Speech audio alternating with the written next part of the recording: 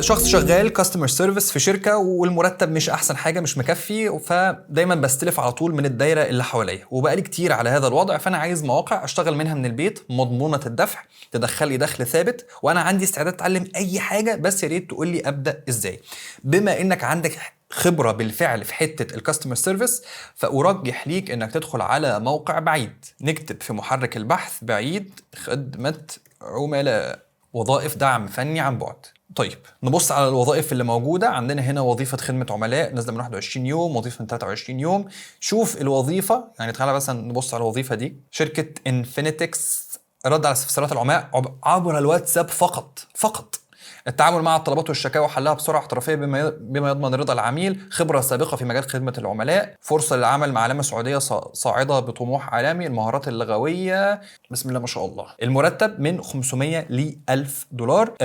دوام كامل، وهتلاقي فيه وظائف بتبقى دوام مش كامل، دوام جزئي، وبرضه بتلاقي ان المرتبات كويسه. ده برضه دوام كامل متخصص خدمه عملاء. دوام جزئي 250 و 500 دولار في الشهر. بالتوفيق، وكالعاده ادعي لي.